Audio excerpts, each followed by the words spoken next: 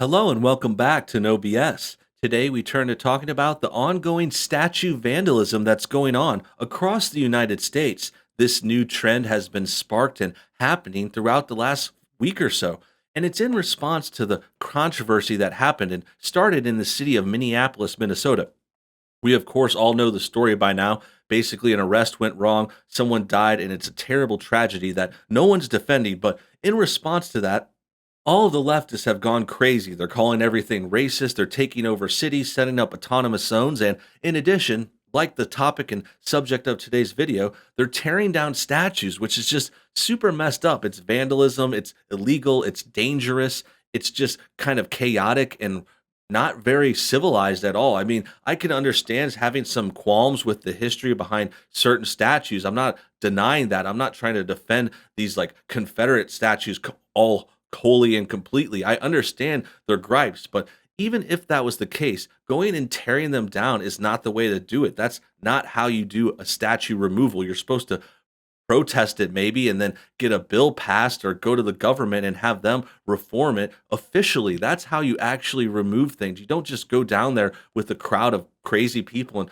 throw up ropes and tear it down. And, that's just dangerous and illegal and very, very messed up. It's not the way it's supposed to go. So I think we can all agree they're breaking the law and they're doing this in the wrong ways. And the worst part about it, and what we're getting to today, is some people in the media are actually encouraging this. And specifically, one foreign media outlet that we're going to discuss extensively, they're actually pointing out the locations of all of these statues. They're trying to actually encourage people to go and do this more. This article is the one that really caught my eye. I was kind of like scrolling through the news randomly, and this one popped up, and it really made me think. It really made my head turn. First, it was just the title of it. It says mapping the hundreds of Confederate statues across the US. And when you see that kind of title in this kind of era, what's going on right now, you can basically imply, you can see they're implying that they're showing them where to go take down more statues. They see it's happening. So they're like, here's a map of more of them. And then there's 771. And you could see this article, it has a full map, and you could point each one out and figure out, this is the name and this is the city, this is where it's at. It has the full details of all the Confederate statues across the United States.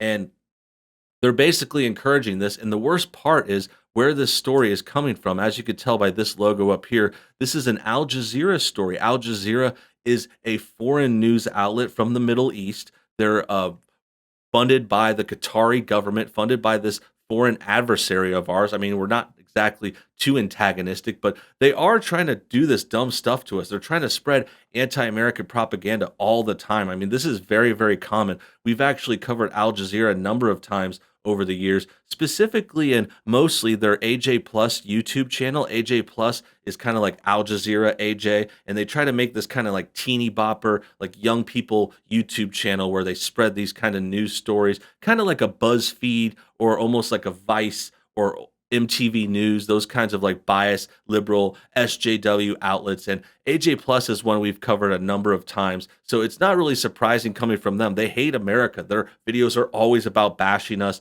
and calling us racist and bringing up our skeletons from our closets. I mean, that's why it's funny they're bringing up this racism. And this is where it actually gets even more messed up when you consider where they're from, because Qatar actually has virtual quasi slavery right now in the present. That's the thing that's so messed up, is they're actually mistreating and taking workers in from Africa and putting them in these kind of like slave labor kind of situations where they can't get themselves out. That's why there's a big black population in Qatar right now. If you've ever seen a place or pictures from there or visited, it's because they have this quasi slave system there, which is really messed up. I mean, for one, that's awful on its own.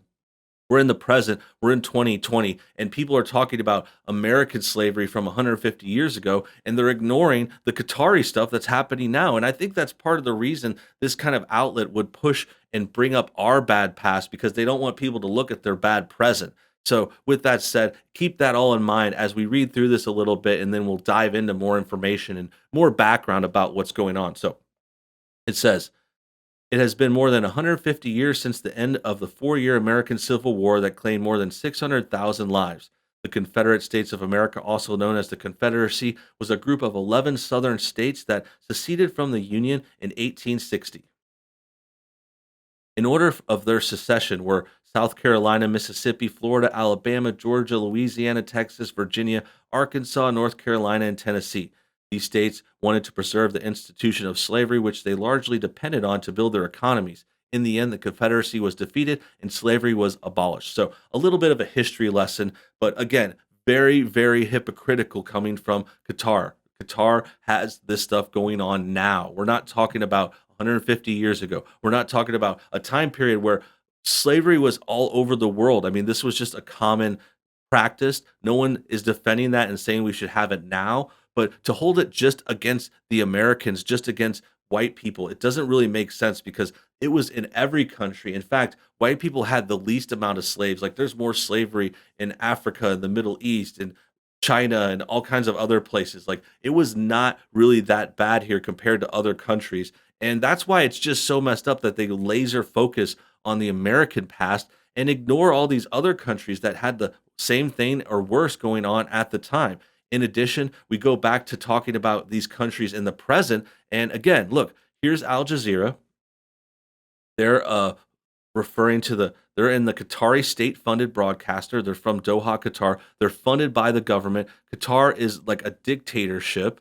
I mean, they're not like a country with elections. They're a country. Let's see what it says here. The state of Qatar. It's occupying the small peninsula.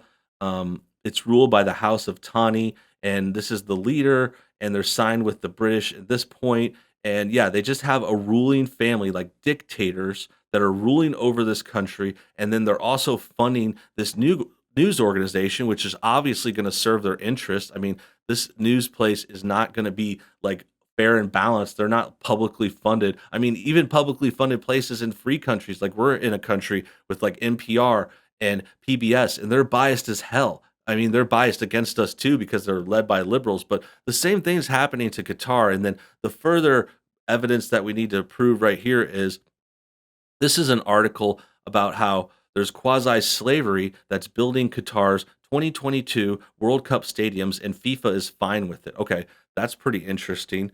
Let's read on about that because this is a story just from a few days ago. It says FIFA will make billions of dollars off the 2022 World Cup in Qatar. The 2022 World Cup in Qatar, meanwhile, is being built by workers making around $1 to $2 per hour, and in some cases, not being paid at all.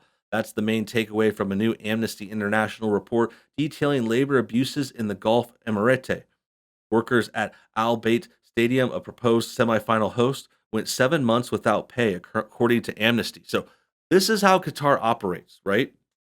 They're paying their people $1 to $2 an hour. Sometimes they're not getting paid at all. I mean, that's basically if you work and you don't get paid, that's what slavery is. I mean, that's what you're talking about. Sure, it might not resemble it in all the same ways. It's not exactly the same as this kind of slavery or this past slavery from 150 years ago, but things change, things evolve. This is how it is in the present. And we're talking about the present, and this country is chastising America for having slavery 150 years ago. I mean, this is just something you can't make up. I'm just so dumbfounded by this. I can't believe Qatar and AJ Plus and Al Jazeera. I can't believe they could get away with this stuff. It's crazy that no one's talking about this because I mean, I'm just losing my mind. I'm like, they're going after America. This is 150 years ago.